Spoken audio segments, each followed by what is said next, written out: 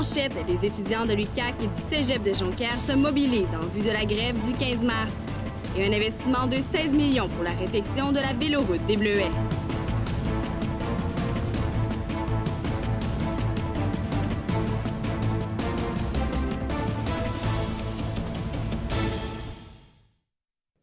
Mesdames, Messieurs, bienvenue à notre web journal du mercredi 27 février 2019.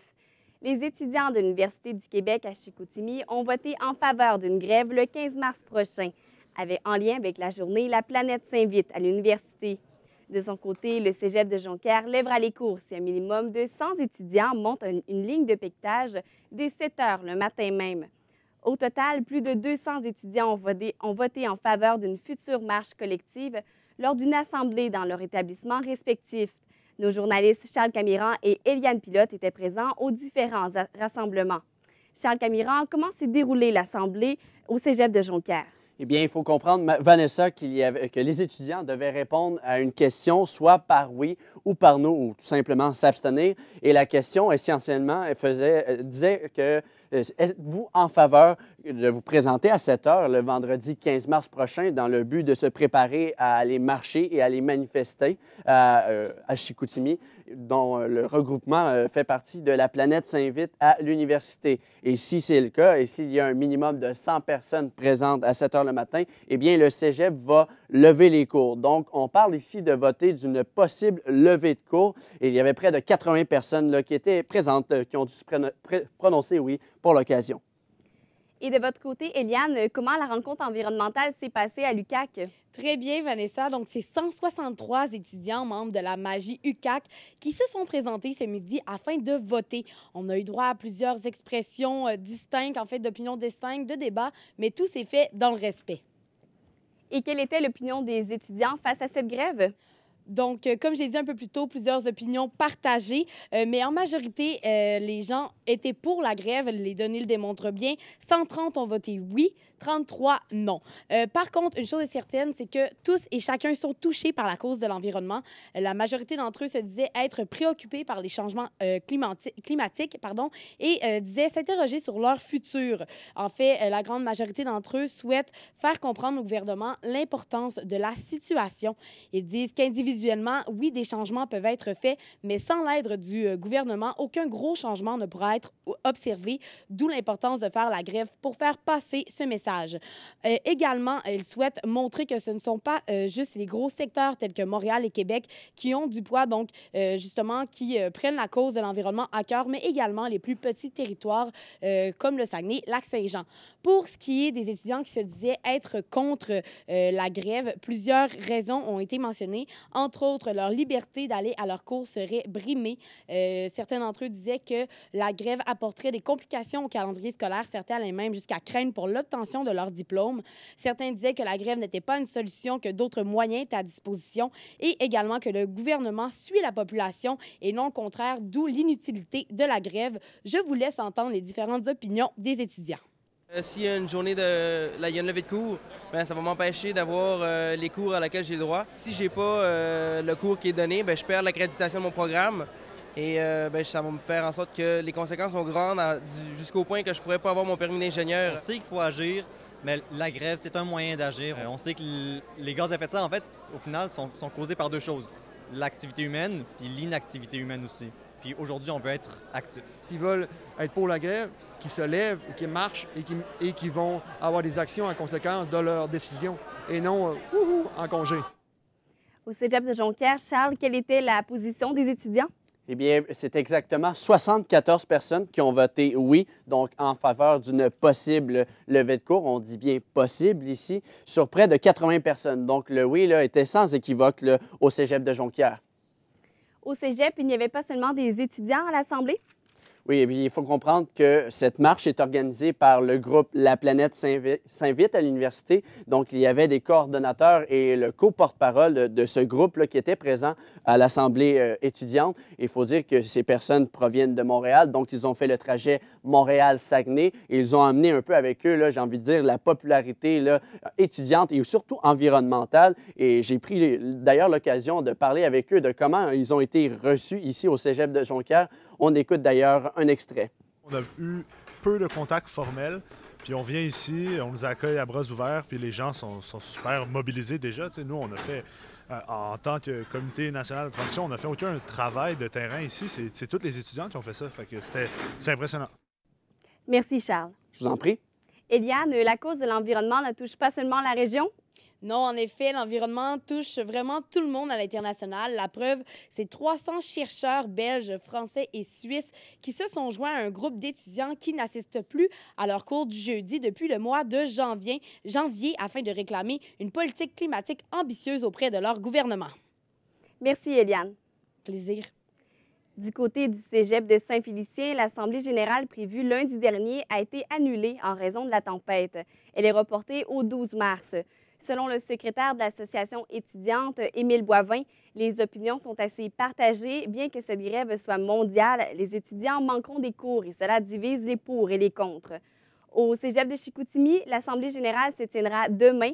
Selon l'association étudiante, 95 % des étudiants avaient manifesté leur intérêt de voter lors de la dernière Assemblée générale du cégep de Chicoutimi. L'accusé Christopher Germain a plaidé coupable hier à une accusation réduite de voies de fait grave avec un couteau. L'altercation sans raison avec un autre homme est survenue le 3 février au bar Magic Night sur la rue Racine. L'homme avait été blessé à la gorge. La Couronne a accepté de réduire l'accusation, mais une peine maximale de détention à perpétuité est quand même possible.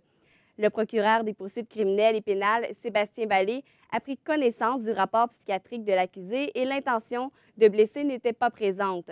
En attente de sa peine, le prévenu a été envoyé en thérapie. La région accueillera en grande première l'événement Saguenay en emploi demain au Delta Saguenay. Employeurs, conférenciers et partenaires uniront leurs efforts pour pallier le besoin de main-d'œuvre.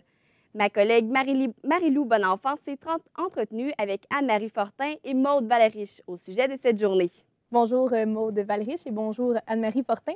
Alors tout d'abord, j'aimerais savoir pourquoi créer ce salon de l'emploi-là à Saguenay.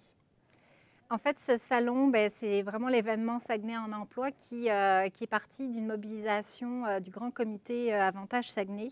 Donc, c'est 18 partenaires socio-économiques de notre milieu saguenéen qui ont décidé de se regrouper puis de se remonter les manches là, autour de l'enjeu de la rareté de main-d'œuvre, autour de l'enjeu aussi de l'attraction du territoire. Donc, c'est né un petit peu de là.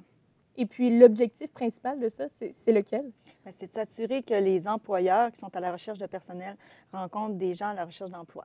Et puis, à qui est-ce qu'on s'adresse directement? Est-ce que c'est des jeunes, des personnes sans emploi, évidemment, mais plus précisément? Tout à fait. En fait, on s'adresse à la population en général. Oui, on va aller chercher les chercheurs d'emploi, mais on aimerait ça aussi, envoyer un message à la population en général en disant c'est un bon timing justement pour s'insérer ou se réinsérer sur le marché de l'emploi. Donc, des personnes qui, il y a plusieurs années, par exemple, auraient baisser les bras parce que le marché du travail était plus difficile, c'était plus difficile de trouver sa place.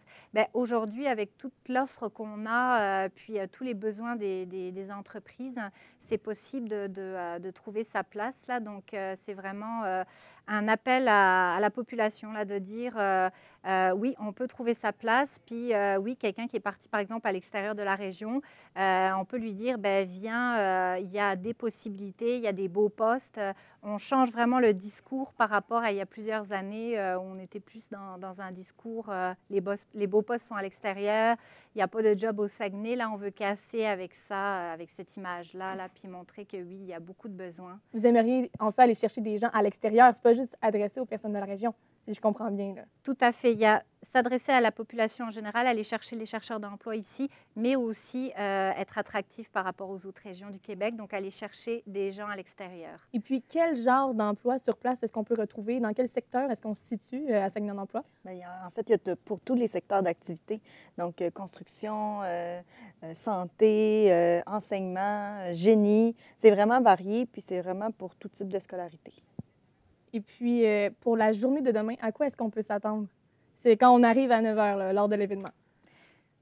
La beauté de l'événement, en fait, c'est qu'on a travaillé avec beaucoup d'acteurs du milieu. Donc, il y aura des organismes en employabilité, de services à l'aide à l'emploi qui vont être présents puis qui vont être là pour accompagner. Là. Donc, un visiteur qui vient demain, là, il va être aux petits oignons. Là, s'il a besoin de conseils, il va pouvoir aller justement aller chercher de l'information, se préparer avant, aller chercher des conseils, faire des copies de CV, pourquoi pas même faire une modification s'il a une modification à faire dans son CV. Donc, on va comme avoir une équipe en place là, qui va vraiment guider puis accompagner là, selon les besoins du visiteur.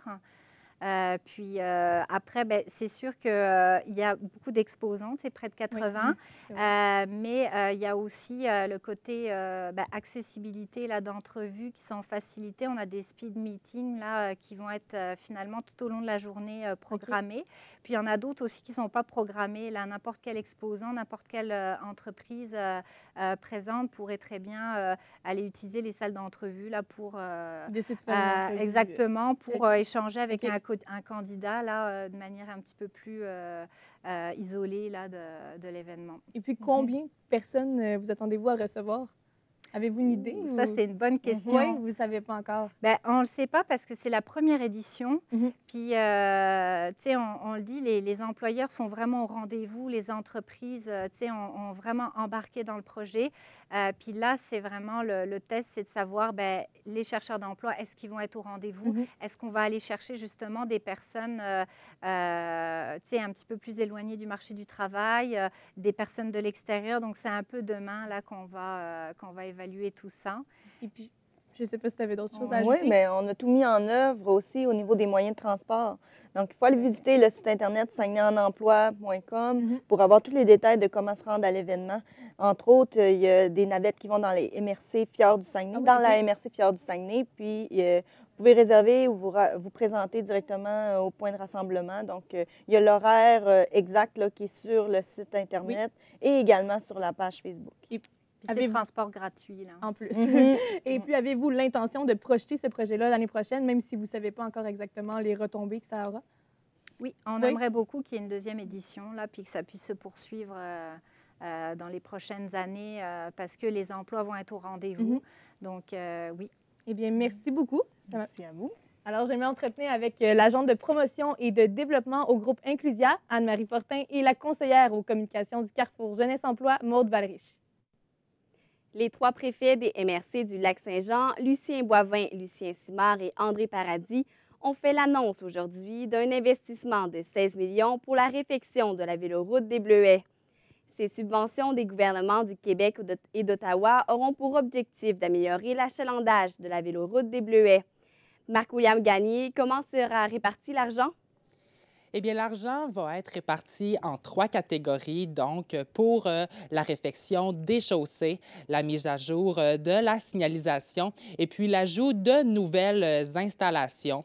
Alors, pour ce qui est en ce qui a trait en fait à la réfection de la chaussée, eh bien, parmi les 17 projets retenus, eh bien, 6 d'entre eux vont être dédiés à retirer 24 km de tronçons de la route 169 pour être remplacés en fait par de nouvelles pistes cyclables et les autres projets vont quant à eux servir notamment à construire des nouvelles pistes cyclables, mais également à faire le réaménagement de paysages, ce qui équivaut en fait à un total de 16 millions de dollars, donc vraiment la grosse part du gâteau. Et maintenant, en ce qui a trait à la réfection de la signalisation, eh bien, on veut notamment ajouter de nouveaux panneaux d'information touristique dans chacune des municipalités, ce qui équivaut à un montant d'environ 50 000 $. Et finalement, eh bien, pour l'ajout des nouvelles installations, eh bien, on veut entre autres instaurer un projet pilote, donc l'implantation de 4 vélo-voûtes qui sont en fait des stationnements à vélo urbains qui seront en plus de ça munis de bornes de rechange pour les vélos électriques, ce qui va totaliser en fait un montant de 158 000 $, Vanessa. Et à combien sont évaluées les participations de chacun des gouvernements? Eh bien, lors de la conférence de presse, eh bien, les 3 MRC du Lac-Saint-Jean-Est ont sollicité, en fait, l'aide de la part des 2 gouvernements, autant provincial que fédéral. Donc, en fait, c'est un manque à combler d'environ 13 millions de dollars, sachant, en fait, que chacune des 3 municipalités vont contribuer à leur façon en injectant 3,5 millions de dollars chacune dans ce projet de réaménagement-là, Vanessa. Rappelez-nous, quand débuteront les travaux? Ça va débuter ce printemps et ça va s'échelonner jusqu'à l'été. Merci, Marc-William. Au revoir. 16 constats d'infraction ont été émis samedi à des motoneigistes qui circulaient à l'extérieur des sentiers balisés dans la réserve faunique des Laurentides. Des agents de protection de la faune les ont interceptés en hélicoptère. Cependant, les internautes ont décrié que cette opération nuisait aux caribous forestiers. L'adjointe au soutien opérationnel du ministère de la Faune, Mireille Poirier, a répondu que l'utilisation d'un hélicoptère restait le meilleur moyen pour retracer les motoneigistes en délit. Ce genre d'opération est possible d'ici à la fin de l'hiver. La comédienne Laurence Latreille est la marraine du festival 2 jours à vivre au Théâtre de la Polyvalente de Jonquière qui se tient aujourd'hui et demain. Elle sera juge lors du spectacle de ce soir organisé par les étudiants et animera un atelier au cours de la journée de jeudi. Gabrielle Poulain l'a rencontrée plus tôt aujourd'hui. Bonjour Laurence. Bonjour. Alors, quel est ton rôle en tant que marraine du festival 2 jours? Bien, en fait, je suis un peu comme la porte-parole du projet cette année, puis je vais un peu encadrer les jeunes aussi pendant leur... c'est-à-dire que je vais assister à leur spectacle ce soir. Et puis, je vais également donner des ateliers pendant la journée de demain, puis je vais pouvoir partager ma passion avec eux. Puis plus spécifiquement, ce soir, c'est quoi ton rôle? Je fais partie du jury, je regarde le spectacle et puis on va délibérer, on va apprécier ensemble, voir qu'est-ce que les gens ont préparé pendant tout ce temps-là. Et puis, c'est un peu l'aboutissement de ce projet-là, donc j'ai très, très hâte de participer à ça avec eux. Et pourquoi as-tu accepté d'être marraine du festival?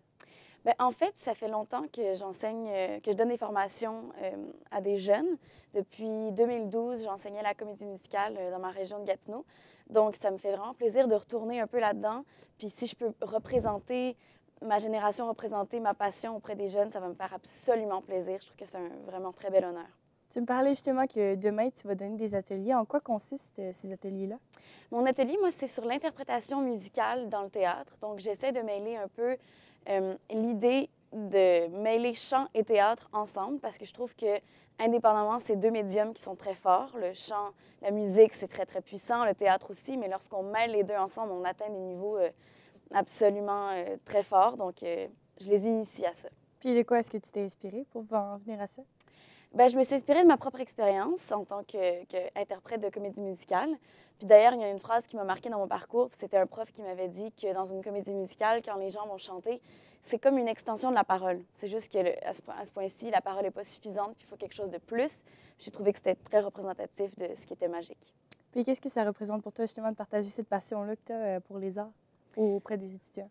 Bien, je me dis que c'est la chose la plus naturelle à faire parce que si moi, ça m'a inspiré, alors de les inspirer aussi, c'est la chose à faire. C'est tout naturel, tout simple, puis ça sert à ça aussi, notre métier.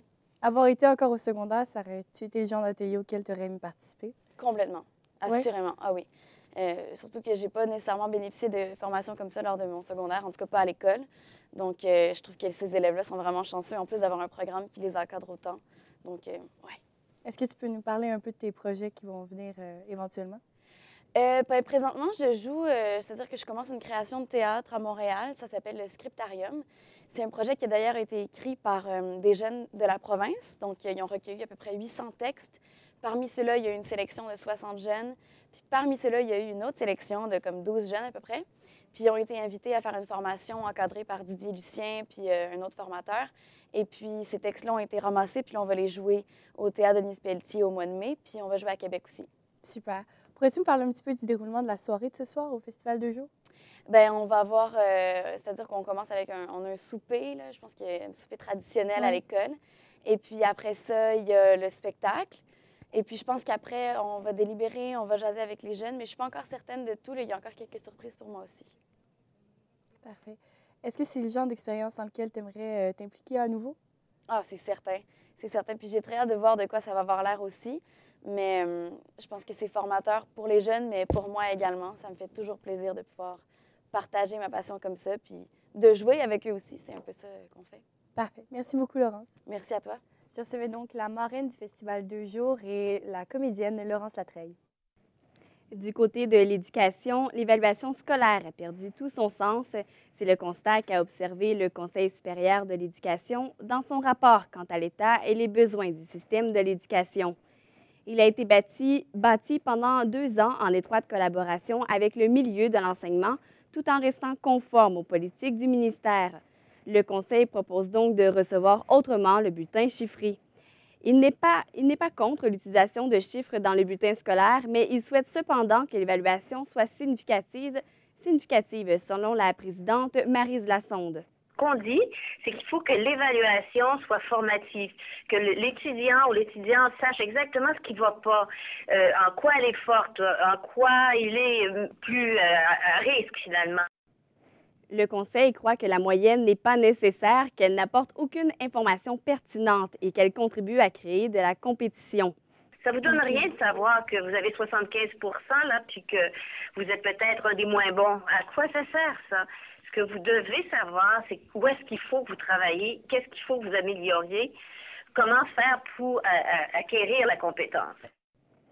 Si les chiffres sont utilisés, cela doit être par rapport à l'atteinte du critère lui-même. Le Conseil ouvre donc le dialogue sur le sujet pour divulguer les conclusions du rapport. Ce mandat n'est toutefois pas de dicter la marche à suivre. Une rencontre d'information concernant un projet d'école alternative sur le territoire de la Commission scolaire de la Jonquière se déroulera ce soir à 18h au côté court. Par curiosité ou par intérêt professionnel, les citoyens sont invités à cette soirée. Le conférencier Michel Nicholson, membre du regroupement des écoles publiques alternatives du Québec, abordera des questions relatives au sujet dans le but de faire avancer le projet en région. Les écoles alternatives ont pour mission d'amener une approche participative, communautaire et humaniste dans laquelle chaque intervenant joue un rôle actif dans l'épanouissement de l'enfant. Le web-documentaire Famille à l'ère du numérique, conçu par le groupe de recherche ECOB du Cégep de Jonquière, vise à sensibiliser les parents et les intervenants des milieux scolaires et communautaires aux défis de la communication entre les écoles et les familles. Le web-documentaire donne accès à des capsules informatives sur les enjeux des portails web. Pour réaliser ce projet, la responsable Josie Tifierge a réalisé une étude auprès d'une vingtaine de parents d'élèves pour connaître leur usage d'Internet. Madame Tivierge explique que plusieurs d'entre eux ne sont pas familiers avec la technologie. Le tiers des parents qui sont beaucoup en difficulté. Ils vont avoir des difficultés, ils vont mal connaître les logiciels, ils vont avoir des difficultés techniques à brancher, à faire des mises à jour, à utiliser leurs mots de passe, ils vont les perdre, puis ils vont avoir des difficultés cognitives. Le public peut consulter les différentes capsules du web documentaire au www.familledunumérique.ca. Le président de la Société de transport du Saguenay, Marc Patterson, explique que depuis la fin août 2018, le transport en commun a connu une augmentation, en moyenne de 20 %, principalement en raison des changements de circuit qui ont été mis en place en avril dernier et de leur partenariat avec l'UQAC. Il réplique ainsi au Comité des citoyens pour l'amélioration du transport en commun au Saguenay qui déclarait que la STS connaissait une baisse d'achalandage de 11,5 %. Maïka Lamquin, comment la STS justifie-t-elle cette hausse d'achalandage? En fait, Vanessa, j'ai parlé cet après-midi au président de la STS, donc Marc Peterson, et il m'a expliqué que la hausse était principalement due aux nouveaux circuits qui ont été mis en place en avril dernier. Donc, ce qu'il dit, c'est que les nouveaux circuits ont été élaborés en fonction d'une étude qui s'appelle Orientation-Destination du gouvernement québécois, qui a été rendue publique il y a environ 1 an et demi. Et la STS est donc basée sur cette étude qui montre où il y a le plus de déplacements dans la région pour élaborer ces nouveaux circuits. Aussi, le partenariat avec l'UQAC a permis d'augmenter les fonds au sein de la STS et donc d'augmenter le service offert à la population étudiante. Alors, depuis la fin août, début septembre, ils ont comptabilisé une hausse de 20 %. On peut écouter M. Peterson à ce sujet. Fin août, début septembre, quand ça a commencé, là, on a commencé à accumuler des statistiques. On peut pas. On sait, nous autres, que c'est autour de 20 % d'augmentation qu'on a globalement. Mais au bout de l'année, là, si tu tiens compte de toute l'année, à partir de janvier, où les anciens circuits étaient là, ben c'est sûr qu'à la fin de l'année, on n'aura pas 20-25 % total. Mais à partir de septembre, on peut compter qu'il y a à peu près 20 % d'augmentation. Maïka, qu'est-ce qui explique la confrontation entre les deux parties? En fait, le Comité des citoyens est choqué que M. Peterson ait dit qu'il faisait circuler de fausses informations quant à la baisse d'achalandage de 11,5 %. M. Peterson, lui, explique plutôt qu'il s'agit d'une statistique qui date de 2017. On l'écoute. Il est faux de conclure qu'on a un achalandage de moins de 11 parce que le rapport 2018, c'était les statistiques de 2017. Et en 2017, on avait une baisse d'achalandage. Donc, ce qu'on peut comprendre, c'est que le Comité des citoyens s'est fié sur des statistiques, des chiffres plus ou moins actuels, et c'est pour ça qu'il y a une confrontation entre les deux parties. Et qu'est-ce que le Comité des citoyens reproche à la STS? Donc, même si le 11,5 ne correspond pas aux statistiques les plus récentes dans le dossier, il reste que le Comité des citoyens estime qu'il y a une baisse d'achalandage qui se fait sentir. On peut écouter la secrétaire du comité, Sylvie Dussault, à ce sujet. Le chiffre de 11,5 pour 2018, il est vrai, mais nous, on se le dit, là, je prends l'autobus, moi, là, les autobus sont vides, là. Ils sont vides, là, la clientèle baisse, même les chauffeurs sont pas aveugles non plus, là, hein. La clientèle baisse, des fois, je le prends, il est 2 heures après-midi, je me dis, il me semble qu'avant, il y avait plus de gens que ça. C'est inquiétant, là. En réponse à ça, Marc Peterson explique qu'en premier lieu, la STS répond principalement aux besoins des travailleurs et des étudiants, c'est-à-dire que l'achalandage est certainement plus élevé le matin et en fin d'après-midi. Il reconnaît qu'en dehors des heures de pointe, le service est moins achalandé. Merci, Maïka. Au plaisir. 15 chalets haut de gamme avec vue sur le lac Saint-Jean seront construits au village historique de Val-Jalbert dès l'été prochain. Des investissements de 2,5 millions venant de subventions gouvernementales permettront d'élargir l'offre d'hébergement. C'est ce qu'a confirmé la directrice générale Michèle Castonguay ce matin en entrevue radiophonique à Radio-Canada. Grâce à des travaux de réfection des égouts, les nouveaux développements peuvent désormais aller de l'avant. Ces semaines de déménagement pour le Café Cambio qui poursuivra ses activités dans le bâtiment au 414 rue Racine-S. La réouverture est prévue pour lundi prochain, alors que le nouvel emplacement permettra d'accueillir plus de gens. Les heures d'ouverture ont été modifiées alors que le café ouvrira 1 heure plus tôt, soit dès 7 heures. Le personnel profitera également d'une cuisine mieux adaptée à leurs besoins. Des entrevues d'embauche ont aussi eu lieu au cours des dernières semaines puisque du personnel supplémentaire sera nécessaire. Alors, Fanny Michaud, pour la météo, on devra subir le temps froid encore quelques heures. En effet, Vanessa, malgré que le soleil, lui, avec nous aujourd'hui, il ne nous réchauffe pas pour autant, malheureusement. On parle d'une température de moins 20 au Saguenay et pareillement pour le lac Saint-Jean. Pour la nuit prochaine, le froid persistera toujours. On parle d'une température de moins 23 au Saguenay et de moins 25 au lac Saint-Jean. Donc, on conseille de s'habiller très chaudement.